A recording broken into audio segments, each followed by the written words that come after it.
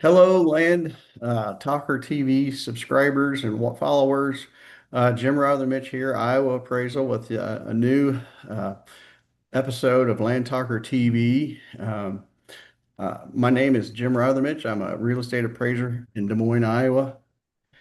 I do land appraisals in all of Iowa and most of northern Missouri, and I go in other states if need be. Uh, I have a newsletter that goes out once a month via email. It's a free subscription that has all the land auction results in Iowa. I also have a subscription-based database that you can access called landhero.us. And it is a very good platform if you're needing fast sale data information. That's your resource. And here in Iowa, I can also say that we have had an increase in sealed bid auctions. And if you're needing data in a certain county or a certain crop district, landhero.us is your resource. Well, today I'm excited to interview a guy I've known for a long time, and he provides me a lot of my data that I have for my newsletter and for cash rent results is Chris Baumann of CommonGround. Chris, welcome to Land Talker TV. Thank you, Jim. Appreciate the opportunity to visit with you today. Absolutely. And so part of the reason why this is a timely interview with you, Chris, is because lease terminations are coming up September 1st. Right around the And corner. I know you provide a service that's very important to people. And one thing I want to point out to people that are listening is I provide cash rent data in my newsletter. I don't have it in there right now this past month, but I will start putting it in there. And the reason why is because I was getting so many phone calls from people off of each coast, anywhere in the country telling me horror stories about what they were getting paid for rent and what to do about it. And there was just no data out there. And so I started doing research and started coming up with some cash rent data and then run across Chris and the guys that work at Common Ground, and we kind of got together and they started providing me information. So I do want to point out that when that cash rent data is coming through that newsletter, most of that information is coming from Chris and Common Ground. So I appreciate you doing that, and that is just a great service that you provide to people, Chris. Thank you. Um, Chris, tell me about yourself and your family and where you live at and your career and your work experience. Can you kind of speak to that? Sure. So I was born and raised in a little town called Morton, Illinois, just outside of Peoria. It's about halfway between Chicago and St. Louis. Fun little fact, it is the pumpkin capital of the world, self-proclaimed, I would assume, but I believe like 95 or 99% of all the canned pumpkins are manufactured here in Morton, Illinois. So Is that the sandy soil? Is that the reason why? Is it sandy? I don't really know the reason. Okay. I've never dug that deep into it, Okay. but yeah, self-proclaimed pumpkin capital of the world, and been here my whole life, and graduated from Morton High, and then went on to Illinois State University. Got my degree in construction management, amongst all things, and as a young graduate, I started getting into real estate and construction. So. Just been a lifelong entrepreneur. I've got a wife and two kids, 11-year-old son and a 6-year-old daughter. So getting excited for the back to school routine Yeah. here and get a little bit of our lives back. So, but yeah, I started out in construction and real estate. Just always kind of been a passion of mine, and then wound up getting into mechanical companies, plumbing, heating, electrical, stuff like that. And but I've always had a passion for the outdoors, four-wheeling, hunting, fishing, those are my hobbies. And one thing kind of led to another, and through some early successes, I was able to buy my first farm back in 2013. And I bought it with the intent of just recreational ground, taking the wife and the kids out there, hunting, fishing, riding four-wheelers, having a great time, keeping them off the iPads. So that's kind of how all this started, because when I closed on the farm, I didn't really know anything about agriculture or farming, and I wound up having the immediacy of what do I do, because it was partially timber and partially tillable. So that started the journey of me finding a farmer and did that through a neighbor. And we slowly started that relationship on a 50-50 basis. And for those of you out there who don't know what that is, basically you become business partners with your farmer and you split all the costs and you split all the profit. So that's how things got started. And then in about 2016, 2017 timeframe, I wound up selling some companies and I had some time on my hands and I started looking at things and through the eyes of a real estate guy and I started looking at how much I was making off my tillable ground and I started pushing a pencil to things and I wasn't making a whole lot of money to be real honest with you. And I was getting seed bills, fertilizer bills, getting calls, hey, when do you want to sell your grain? So long story short, I wound up calling my current tenant farmer and said, hey, I just want to go to a straight cash rent, know my return, and move on with my life. I don't need to be 50-50 partners with you in this. And so he shot me a rate, and it was about what I was currently making. So, I happen to have some time on my hands, and so I started to do some research and digging into, why is it that I don't know what my ground should rent for? I have duplexes. I've got a real estate background. When I put a duplex up for rent, I put the rent on it. I don't let the tenant dictate what they're going to pay me. So I found the whole process somewhat backwards, and through my journey of trying to find data on what my ground was worth, I noticed that there was no real good resource. Yeah. A lot of fragmented data out there. And the closest thing I could find was the USDA county average.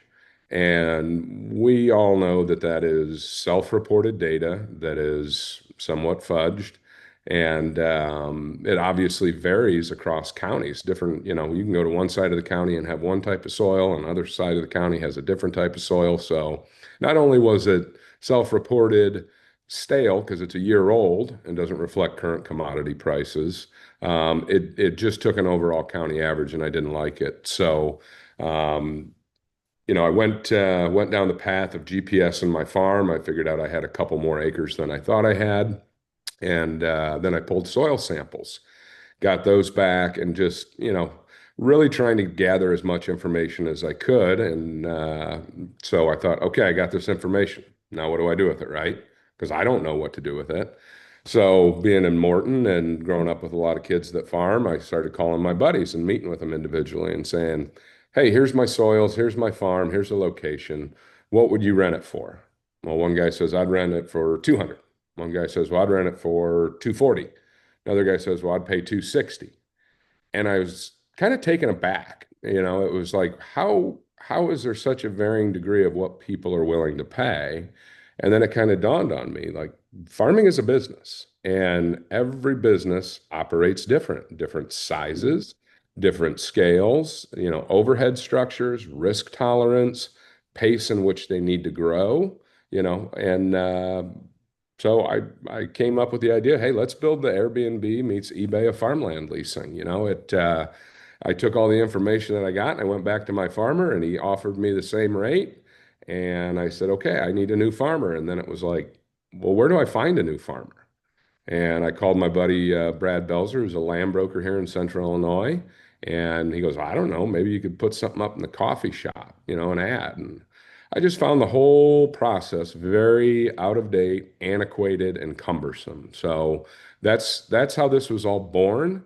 It was basically to bring transparency, price discovery, and competitiveness to a pretty much closed off industry to this point. So that's the long and the short of it, Jim. Yeah. Well, I tell you what, Chris, it has cash rent has been the least transparent thing in the farm real estate business there is. Um, I can speak to this. Farmers have done a good job of not letting anybody know what those cash rent leases are. Yes. So much so, I can tell people for a fact that I keep track of all the auctions in Iowa, and I put it in a spreadsheet. I do this every 3 weeks, and as I read those sale bills, sometimes the cash rent's on there, sometimes it's not what's being paid on that farm. Yeah. And what I found out as I talked to the auctioneers, questioning what the sale price was. Well, what was the rent on that farm? Because it wasn't on the sale bill. Well, the tenant didn't want me to put it on there because he didn't want his other landlords who would read that sale bill to know what he was paying because it would raise the rent on him. So Yep. I was stunned by that. And as time went on, it's pretty frequent practice, Oh, what I found out. yeah. Um, I can say, Iowa State does their best. The university tries to get some good data out to the public. It's not good. I mean, I don't want to say not good. It's got a time lag, and there's better data out there. And I can tell you, being from, I hate to tell everybody this, but I am from Missouri, and Missouri even there's nothing down there for people to know. And Yeah. um, so that is why what you're doing is so important to me. And I post, when there's a cash rent auction, I'll post that out on social media, especially when it's one of those outliers, 500, $600 an acre. Yep. Some of that negative feedback that you get is that's not the way you are supposed to negotiate a farm lease Yeah. out in the open like that. Well, to me, it's up to the landlord to decide that. Well, and that's how we set the system up. And when a landowner, the journey for the landowner is the first step is we educate and inform. So when you come to, we started out as cash rent, now we're common ground, because we facilitate hunting leases as well, at the request of a lot of landowners. But basically, that landowner comes to the site and they click on their parcel, and we tell them a range. So we build a proprietary tool called a cash rent estimate. And basically, what that does is it takes in a myriad of data points, and it's down to the county level. And basically, it'll say, okay, this parcel in this county with this soil, with this weather, on average, it should rent for this range. So we give a low, a medium, and a high. And that basically, there's factors that we can't see on that ground. Is it pattern tiled or whatever? So that's why we provide a range, and it's a fairly conservative range in our opinion.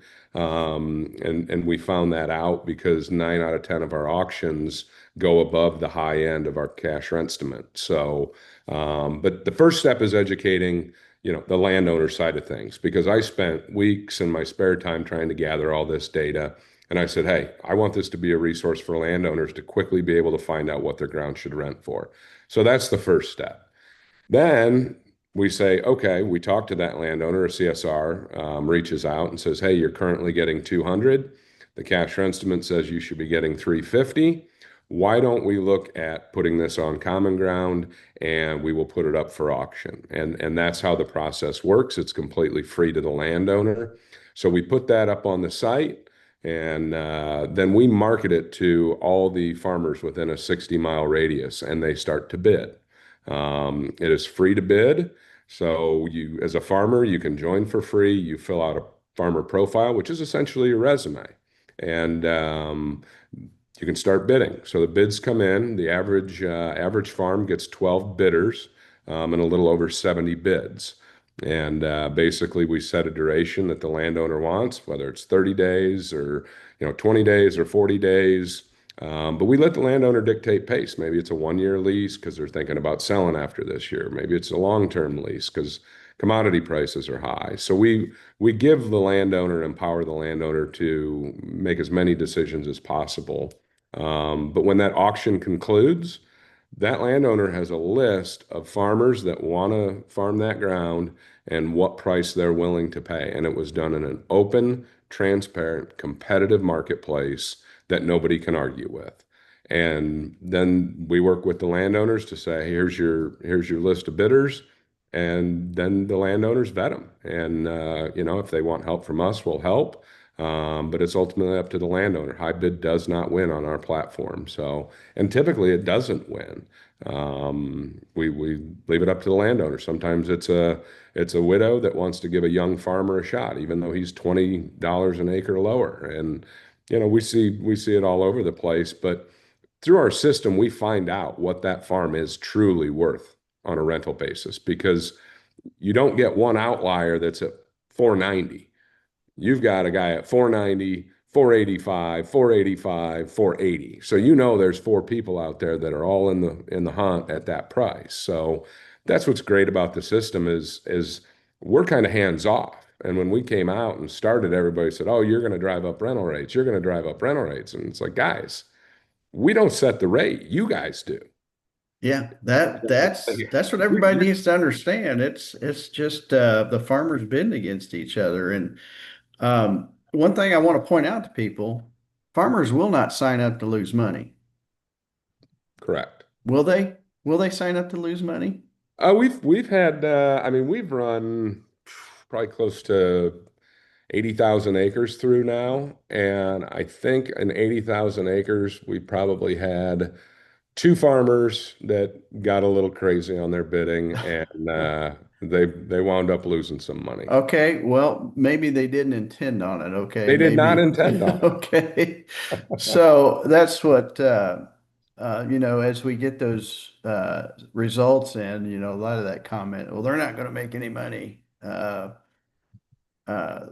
I'm like, well, I doubt that guy signed up to lose money. Yeah, and what we found is, because we have conversations with farmers all the time, and great relationship with the farming community because we're giving them access to ground that they never otherwise would have heard about or found out about. So it's a great tool for the grower to grow their operation. And I've talked to farmers that said, "Look, I'm probably not going to make a whole lot of money on this. Yeah, I bid high, but I'm spreading my overhead out over more acres. And I got a son graduating college and I need to add acres because he's going to come back and help me farm." Great. That's that farmer's personal decision. You might have another farmer that wants to make 300 bucks an acre on it and isn't willing to do it for anything less. Great. That's his decision. So we're staying out of it. We're basically the educational resource to say, here's the range, and then we market it for you.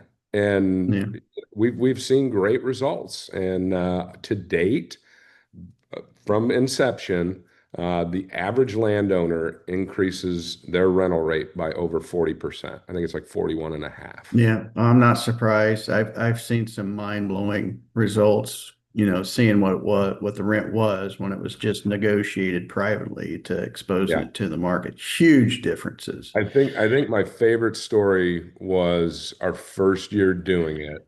And, as a startup, you're like, okay, how's this gonna go? And I got a call from a guy and he said, "Hey, I handle farmland for my mother-in-law, and I'm pretty sure she's not getting market rate. I want to put it on your site." And this was 140 PI ground in central Illinois, Hmm. and she was getting $160 an acre. Hmm. And she wound up getting 440. And Wow. she was in tears because she said, "I've been living off my Social Security and my rental income, and you guys just changed the trajectory of my income." Yeah, yeah. Well, several of the people I've talked to who've called me, they've done a Google search looking for data, and since I put it in my newsletter, I come up in the search engine, and they call me and they start telling me those stories, and uh, it's to me, those landowners deserve market rent. Mhm. And I had several of them tell me we got to have that money to pay for care center bills or retirement. That's their income that they're living off of in retirement. We need to have market rent. Hmm. It's Absolutely. it's not fair to us not to get that. And that's why these people that are doing these Google searches, they're looking for information because they know that they're renting a farm either to a family member or a close family friend. I've heard this, dad negotiated the lease Yeah. and it's been the same. He's gone, he's passed away, and it's been Yeah. the same 5, 10 years. I talked to the tenant about raising the rent, and this was like in 2022, one conversation I had. Well, he's not making any money this year. And I'm like, you got to be kidding me, 2022? Yeah, no, And that's common. So we've so that's a common. Chris, I want to ask you, when you started Common Ground, you had to have software for this platform, didn't you? How did you handle that? So the original kickoff of cashrent.com, we kind of cobbled together APIs, which are like little, software books off a shelf, and kind of cobbled things together and just did a minimum viable product to see if it would work. And then we ran our first set of farms through there, and we experienced a 28% increase on those first few farms. And I said, okay, we got something here. So we wound up through mutual connections actually finding a firm outside of Chicago that came on and started developing the software, and it's all proprietary. We own everything. So that's kind of because I'm not a software guy, but we wound up bringing in developers, and at our peak building, I think we had 36 developers working on this. But now we're down to just a handful kind of maintaining and doing value add features. But yeah, it's been an incredible journey. And to what you were saying, we're starting to get the calls now. We kind of launched in 2020, but now we're starting, it started out as landowners calling us, but it seems like the last year or two, we're getting calls from people in California, people in Florida, people in Pennsylvania saying, hey, we just inherited this farm ground from our parents. I've got three brothers. If we sell it, we're going to get clobbered on taxes. So we want to look at renting it and maximizing our return on this asset that was left to us. So we're seeing that roll over into the next generation of absentee landowners that really find our resource, of great value long term for their family. And I had a guy call from Mexico, and he was sitting on a beach in Mexico, and he said, I just inherited some farm ground in Minnesota and South Dakota. And his parents were renting out for $1.50, and we wound up renting it out for $3.50. And he just said, "Well, thank you. You paid my mortgage and my house in Mexico." So a lot of interesting stories behind it. Yeah, yeah, yeah, for sure, for sure. I know, some of the calls I've gotten, uh, people are looking for that information. And, one thing that if they're negotiating those leases privately, and, this next generation of landowners, um, they're starting, they're more removed from the farm than their parents. So Yep. they don't know what the market is in that area or who the players are. Um, they've probably done, that the Google search engine is very popular, and that's what people do to get information. And they've probably been watching YouTubes of Liz Garst, the daughter of uh, uh, granddaughter Roswell Garst, and the seed company of Garst Seed Company, family there. She's big on conservation, and she makes some compelling arguments on why you need to be use conservation on this farmland. And so the next generation, I think, they want market rent. They want their farms farmed using current conservation practices. Mhm. And um, your platform provides all that.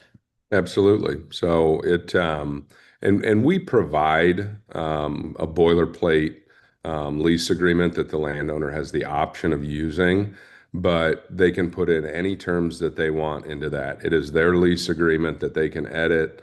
It is their ground, their terms. We don't get involved. We can just, give them a good starting point. But, we always recommend, soil testing. Your soil is the most valuable thing, and you want to make sure that it's maintained. And, we've heard that argument that, oh, he's gonna pay that high rent and not maintain the soil. And I push back and say, hey, if he's paying that higher rent, he better be taking care of the soil to get the most out of those crops. But we educate them on the importance of soil testing. We're actually getting ready to integrate soil testing into our site so it's automated for the landowners. So upon execution, we can auto-generate a soil test for that farm, and we know the starting point of that lease, and then it'll auto-generate a soil test on whatever interval that landowner so chooses. Yeah, yeah, yeah. No, good deal. And so, talking about those terms, maybe that person, say like you're going in an area that you don't know anybody. So maybe uh, the top three bidders or top five bidders, maybe that gives them an opportunity to interview either you or the landlord, maybe together, whatever, Hmm. and they get to pick which one that has those farming practices that they're looking for. Absolutely. Um, and that they're looking for, and they pick that particular farmer, which I think is a very good idea. And to me, when I go out and recruit business, I have to provide a resume and provide Yep. references. And nowadays, I think farmers are going to have to do that because everybody else is doing it, has to do it. They're going to have to do it to meet the demands of these new landlords because it's not going to be like they're not going to run things like their mom and dad did. Correct. And I think you touched on something very important, earlier, this next generation that's inheriting this ground, they're so far removed. Mom and dad had a relationship with the farmer. The kids didn't, and they don't know anybody. So that is the importance of that farmer profile, that resume, if you will. And our landowners are very, very active when that auction ends. I mean, it's you give me three references. I want to talk to the bank and make sure you have solvency. They are very engaged in who's going to be taking care of that ground. So, and that's why we set it up for high bid not to win, because as you well know, maybe the guy that'll pay the most isn't the best. Yeah, and so and as you know, and when I post those results out on Twitter, getting some of that feedback, especially if it's one of those outliers, a lot of those comments, they're going to mine that ground. Hmm. Well, your platform takes care of that, in my opinion. Yep. Um, Now, one thing I like about your platform, Chris, is there is farm management companies that'll go out here and negotiate those leases for you. Why? Can you give me a reason why somebody would use your platform over that platform? Well, this is a very interesting and timely topic, but the farm management community viewed us and may continue to still view us as a threat, which I push back on and say, well, why don't you utilize our services? You as a farm manager, you have a fiduciary responsibility to your landowner. That landowner is paying you to manage that farmland. Okay. Well, what we've seen and what we've run into is it's kind of the good old boy network. And that farmer is getting chosen by the farm manager for maybe not the best reasons. It's like, hey, you make things easy. Hey, I'll kick you this farm and it's 330. The landowner will be happy with the rent and we'll just keep our song and dance going. And it's like, well, how do you know 330 is the best rate for your client? You just shopped it out to, the three guys that you use under management. And I preach this to farm management companies all the time. Well, why don't you utilize our system? We work as, in tandem here, and you can take that farm, put it on the open marketplace, and you can go back to that landowner as their fiduciary and say, hey, here's the 12 bidders. Here's market rate. I know these four guys out of the 12, and they're at the top of the pack. I would be happy working with any of these four. But for some odd reason, which I can prognosticate on and you know think about, but for some odd reason, the farm management community doesn't want open, transparent. And in a lot of times, you've got farm management that resides within banks. That's a huge conflict of interest, in my opinion, because you're kicking your farm management leads to your farmers that are borrowing money from you. So it just there's a lot of conflict of interest, and you spoke of farmers not wanting transparency in the rental market. Well, for some odd reason, farm management companies don't want transparency in the rental market Yeah, either. no, I And know. I think you're going to see that, you can mark it August 5th today. I think you're going to see that shift in the farm management world in the near future as technology continues to impact. Well, I tell you what, technology is having an impact. As you know, I post those auction results. I have a big following. A lot of people go off that data, use that data every day. I use it every day. Um, and so it seems to me as technology and the internet and social media, transparency is kind of being demanded by the market. Absolutely. And so right now that transparency in the cash rent market so minute, and we're seeing such a big difference between rents that are negotiated out in the market and then those private. It's coming. It's No, definitely coming. absolutely. And what's great is, I keep going back to the data that's currently out there being stale and, not real time. So every time we have an auction, we take those results and feed it back into our equation. So you can come to a cash rent estimate on your farm one day and it'll give you this range. You might come a year later and with our auction results and commodity prices, our cash rent estimate might have dropped. It's changing and moving up and down with market conditions. So, if corn's at 6.25, well, yeah, you're if you're signing a lease when corn's at 6.25, it's going to be higher. Hmm. But if you come back a year later and corn's at 470, that cash rent estimate's going to be different based off of market conditions. So we encourage landowners, constantly, every 6 months, be checking that, see where the market is, and make the move when the time is right. And you go back to, we're getting ready to hit termination deadlines. You know, we are calling all our landowners in our database that have run cash rent estimates, especially in Iowa, because hey, if you're at 200 and your cash rent estimate's at 400, you better get that termination letter out to that That's right. farmer to say, you're done and I'm putting it on CommonGround and we're going to put this up for auction. That doesn't mean that farmer can't stay on that That's ground. right. That's right. He He, can bid. He he's going can to bid. register and bid. And a lot of times we see that. And they try and we have landowners that'll print off a cash rent estimate and they'll take it to the farmer and say, hey, the mid-range says I should be getting 400. You're paying me 240. Oh, no, I can't pay 400. I wouldn't make any money at 400. They put it on the site. Guess who bids over 400? The current tenant farmer. Yep. So it's Yep. just like, obviously the landowner's not overly ecstatic that the guy just lied to him and said he couldn't make money at 400 and then he bid 415. Yeah. So, we see it all over the place, but it is so important. We preach this to the landowners. Get that termination letter out, terminate them. And then that gives you time to renegotiate that lease. And Yep. that puts the power back in the landowner's hands. If you don't terminate them and do your research, they've got that farm for the next year for the same rate, and you have no control over it. Yeah. And they have a competitive advantage over here because they're knowledgeable about Correct. their profit and loss and the farming economy at that time, and you're not. So Yep. And we assist landowners with termination letters all the time.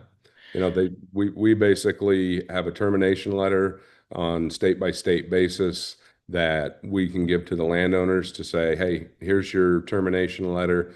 You have to go through and sign off on this. You have to put it in the mail. You have to do everything. We're not doing it for you. It's your lease, it's your relationship, but we can assist or educate in that arena. One thing that you mentioned earlier that I thought is a critical point I want to point out is talking about farm management companies. I'm not trying to bash them, but I do know their techniques on some of those, getting those rents negotiated. They might only contact a couple of farmers in that area that they're using on other farms. Yeah. And whatever rent those guys would offer, that's what they do. It might be close to market, but if you expose, I can just tell you from experience as analyzing the auction that if you fully expose that to the market, you're going to get market value, and typically that could be higher than what those two or three guys locally will pay. We leased some ground in Minnesota. It was under farm management. I won't say what company, but it's a very large farm management company. Uh-huh. It was under farm management. A land broker sold it, and the new clients didn't want to use farm management. So they put it on the site, and they got $100 an acre more on our site than the old owner was getting under farm management. Yeah. Yeah, well, So I've appraised farms and I get those leases, and I've seen some that's managed by a farm management company, and notice that, this is either on the low end of the range, and that's what I think happened is it just yeah, did not get fully exposed to the market. So definitely, something you want to consider if you're wanting to get market value for your rent. So now, Chris, one thing I want to talk about is when I talk to people, they don't get the yield data. As I talk to them, how's the yields been on that farm? What's the yields last year? And most of them say, I don't know. The farmer never talks to me. So, do you require them to get yield data on those leases, or can you speak to that at all? yeah, we encourage the landowner to put that in the lease because that's the key to the castle. If you're getting that yield data, you know what your farm's producing, and you can pretty well extrapolate a value pretty quick. Right, right. So That's a big deal. yeah, and in the future, we're working towards that. I don't want to divulge too much, but that yield data for the landowner is one of the most important things. I think a lot of farmers would give you the PIN number to their bank account, their ATM, before they'd give you their yield data. That's right. That And is tightly so held information, and that if landlord needs to know that. if they're holding it that tight, it's for a reason, and it's not for landowner benefit. Let's just put it that way. Absolutely, And absolutely. I we run a dual-sided marketplace. We're here to educate and inform and help landowners hit market rate on their rents. But on the other side of the coin, we want farmers to grow their operation. And we need farmers just as much as we need landowners and vice versa. So we're trying to build value for the farmer as well and just say, hey guys, this is the way of the future. You know, People are going to start requiring this information, and it's not a bad thing to start opening up and saying, hey, here's your yield data. And what you'll find is if the farmer is open and transparent with the landowner, they establish a great relationship that lasts a long time into the future. And I would encourage every landowner to get that yield data out there. It's readily available with the equipment nowadays where they can give you a map and say, here's the map of your farm with the yield. Well, And quite frankly, farmers want transparency in every sector of their business. They want transparency on seed pricing. They want transparency on chemical pricing. Farmers clamor for transparency. So why shouldn't the landowner? yeah, exactly. And a lot of those, as I analyze those auction sale bills, you know, sometimes the yield history is on that sale bill, sometimes it's not. And then you call the auctioneer, well, the landlord didn't have it, and the farmer wouldn't give it to me. And And and to touch on that, you're dealing with sale auctions, and that is very, very linked to rental rates. yes, So yes. if there's landowners out there wanting to sell, if you're getting $200 in rent it's going to sell for this. If you're getting $400 in rent, it's going to sell for this. That's right. So it behooves everybody, even if you're thinking about selling in a year or 2 years or 3 years, get the rental rate to market rate because it's no different than any real estate transaction, whether it's a duplex or farm ground. If you got an investor looking at farm ground, he's going to be paying based off of a cap rate on that rent. Okay, is the rent going to pay me 3%, 4%, 5%? And I've preached this for years, a rising tide lifts all boats. As rental rates increase, so does the value of that property. Well, if that property sells for up here, the neighbor has a new comp that his farm has just been raised up. So we're changing an entire asset class when we change the rental rates, and it's really exciting. Yeah, well, when you talk about that, those below market rental rates, some of the auction companies will credit, say like if somebody's only getting $250 an acre and they should be getting 300, they'll say this is going to affect the sale, so let's give them a $50 per acre credit at closing, and because we don't want it to affect the sale. So I mean, they're paying for it. So you might as well have it at market rate and Yep. enjoy the ride, So Chris, how are you guys paid? Where do you guys make your money? Let's talk about that, and then I want to talk about your recreation auctions, and Sure. then we better be wrapping it up. Yep. So we basically monetize only when there is a lease executed on the land marketplace. We've got the agricultural listing, but basically we charge a site fee that is payable by the winning farmer for use of the technology. So it's a simple site fee. So if you're a landowner and you list it, it's free to you. And it works just almost like a buyer's premium at an auction. But if you're the winning farmer, you're going to pay for, the site fee for utilizing the technology to find that ground. So that's how we monetize on the leasing side of things. It works the same way on the hunting leases as well. It's a higher percentage site fee on hunting leases just because they're lower dollar amounts.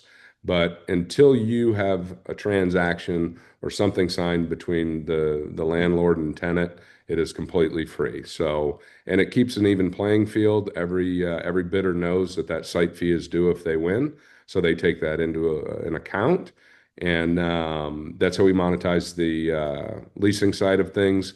We also sell crop insurance. So we've got a very large database of growers that are tech savvy, and we serve up crop insurance to them. So we monetize through that as well.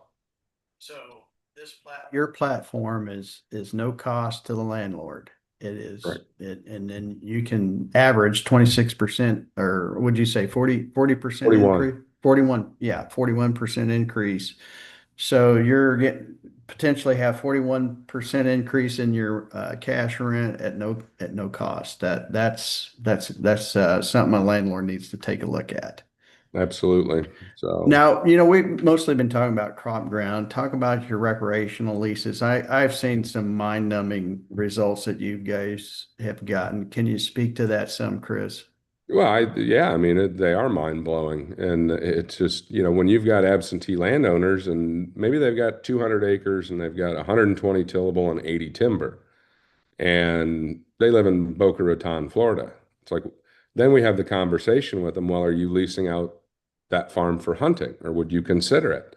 Well, I've never considered it. Well, we can facilitate that as well. And quite frankly, it works the same way. When you put something out in an open, transparent marketplace, the results are crazy because it's worth what somebody's willing to pay. And we had one guy who leased out his farm for 1,500 bucks a year, and we put it on the platform. He got 20 grand from a group of guys out of Alabama. And Well, it's I just know I've seen some of those results. Can't believe it. And we went into Indiana one time and asked a group of brokers and said, what's the average lease rate per acre for deer and turkey ground around here? And they said 20, 25 bucks. Yeah. Well, we started running auctions for them and they were hitting 70, 80, $90 an acre. Yeah. So you stack that on top of the increase. We've seen landowners go from $200 rent on the ag side to $400, pick up 200 there, and then get 60 bucks on their hunting lease. So they're going from 200 to 260 just by utilizing our platform for free. Yeah, yeah. I know there again, it's transparency and getting that market exposure that's so critical and getting market value and it's a lot typically it's much higher than those privately negotiated sales. The thing to remember about the recreational leases, whether it's fishing, hunting, whatever the case may be, typically people that traditionally leased out their ground, they would, just, hey, word of mouth, hey, I'm leasing this out for hunting. Okay, well, they're going to get, a pool this big. Well, when we get a hunting lease, like a deer and turkey lease in a good area, we market it all over the country. Like we've got guys from Georgia coming up to Illinois to hunt deer. We've got guys from Pennsylvania coming into Indiana and Ohio to hunt deer. So when you hit that, you know, wide swath of marketing it nationally, you get the results that we currently see. Yeah, yeah, yeah. Well, talking about people from different parts of the country wanting to rent hunting ground, I just watched an auction today that somebody from New Jersey, it was a hunting farm, a wooded farm, lots of woods on it, mostly wooded farm, and a guy bought it from New Jersey. So my point is if you get that market exposure, you're going to have people all over the country wanting to bid on that and willing to pay top dollar to get it. And And and and landowners need to realize it works the same way in farming. 30 years ago, people farmed within a 10 or 15 mile radius. yep, Now it's 60, 75 miles. yep, And I asked one guy, I said, "Where are you from?" And he told me, I said, "That's 80 miles from this farm." And he goes, "Oh, I know, but I farm from here all the way up to there, and that's at the end of my path. So I want to pick up more ground and then come back." So that's why we market, 60 miles to our database, but even on social media, we'll put it out throughout the state and even across state lines because farmers are traveling more and more and more as their operation grows as well. absolutely, absolutely. Yeah, it's not unusual for a farmer to travel, 50, 60 miles, like you said, Yep. in their area around their home base there to farm ground. And so, uh, well, I tell you what, Chris, that is interesting stuff about that, the recreational farms, and it's the same process on that. People might not feel comfortable of leasing their recreational ground out to some hunters that they might not know, but actually they'll keep the poachers and Mhm. trespassers off that ground. Absolutely. And no lease gets signed on the recreation side of things until that winning bidder submits proof of insurance that is up to the standards of the landowner. Right, right. And maybe, the landowner wants to meet with them too. And if they don't feel comfortable with them, they can go with the next guy on the list that And the they're important looking at. thing to remember is demand is way outstripping supply for all of this. That's Farmers right.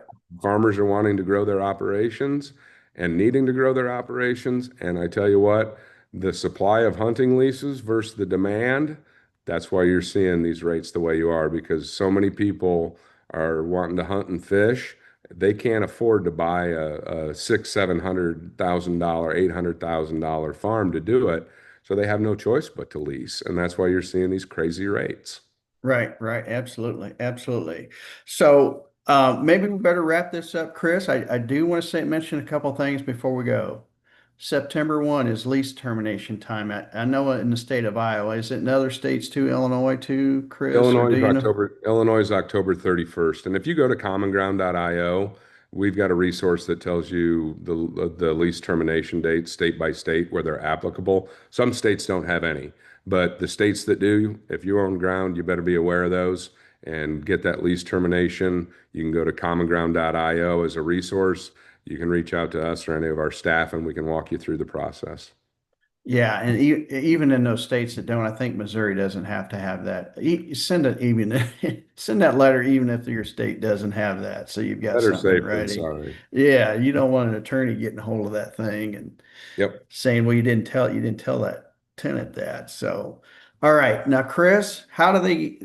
You kind of went over it, but let's say it again. I just want to make sure everybody knows this is critical for these people that are going to do Google searches and they're going to watch this and they're going to say, yeah, we're not getting enough rent for our farm. We need to do something.